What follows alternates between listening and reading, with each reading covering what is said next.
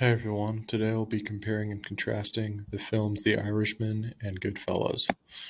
Warning, this video has many spoilers. Both Goodfellas and The Irishman are classic mob movies that tell the history of the Italian mafia through the eyes of both Henry Hill in Goodfellas and Frank Sheeran in The Irishman. Though both tell very different stories, they both actually live to tell them, unlike many of their fellow gangsters in the mob.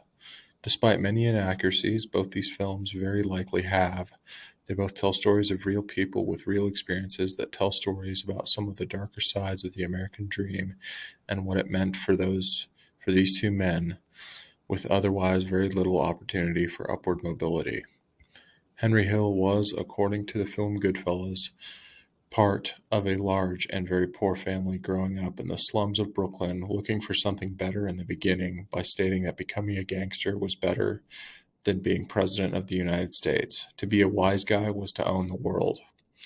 The film makes it clear that outside of his mob involvement, much of Henry's youth was unpleasant and agonizing. In a similar fashion, Frank Sheeran in the film The Irishman finds both a financial and overall social benefit from joining the mob.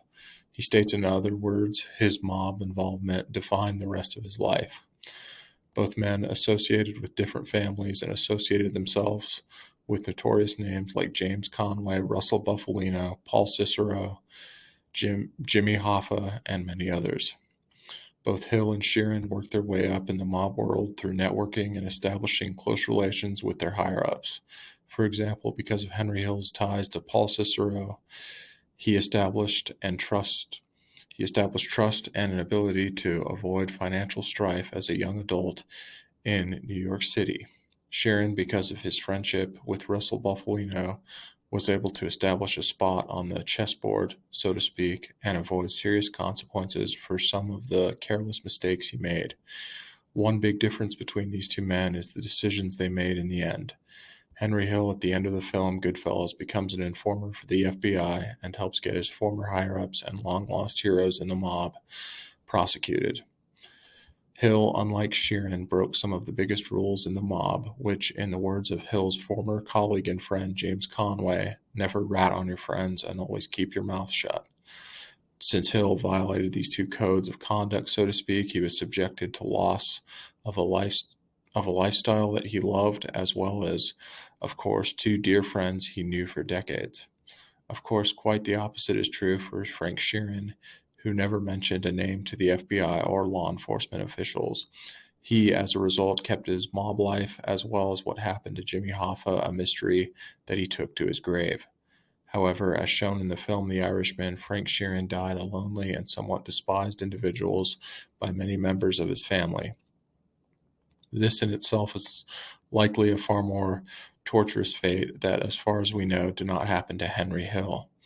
Hill, as told strictly from the film, maintained his long battle with drug addiction and went through a divorce with Karen not long after becoming an informant for the FBI. Since both of these men had pretty miserable lives after leaving the mob life, it is quite clear that they found extensive enjoyment in the lifestyle. In my opinion, Goodfellas provides a blatant romanticism of Henry Hill's experiences and overall time in the mob that completely derails off the edge from reality, whereas The Irishman provides a darker tone to Frank Sheeran's experiences and the situations he found himself in as member of the Italian mob in Philadelphia. Both films, however, provide a fair amount of brutality in the lived accounts of both of these men. I think it's fair to say that character-wise, Sheeran is a more mature and mellow-mannered person than Hill. As The Irishman clearly shows, Sheeran is a World War II combat veteran and already knows what it means to have to kill someone at any given directive from his higher-ups without really caring about it. Henry Hill, on the other hand, is a hyperactive, paranoid, and impulsive person who also has a slight conscience that he usually ignores. Hill, as observed in Goodfellas, is somewhat squeamish about killing. A good example of this is the sequence of scenes where he makes some small attempt to spare the life of Maury Kessler, despite Hill's more upbeat personality in the beginning and up until towards the end of Goodfellas is evident in his behaviors surrounding women, drugs, and money. This is pretty clear in the scenes depicting Hill's involvement in the Lufthansa heist. Sheeran, on the other hand, does almost no real excitement in how he presents himself. This is likely something that is considered a setback of being more laid back and mild mannered, like Frank Sheeran clearly is.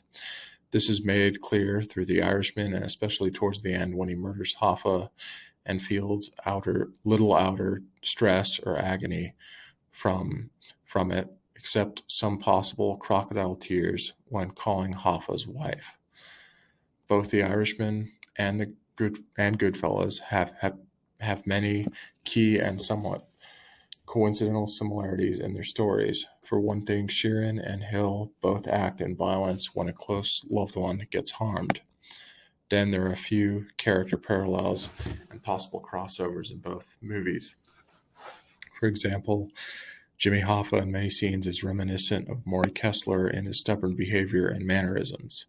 James Conway and Russell Buffalino also have some similar characteristics in terms of how they handle certain situations.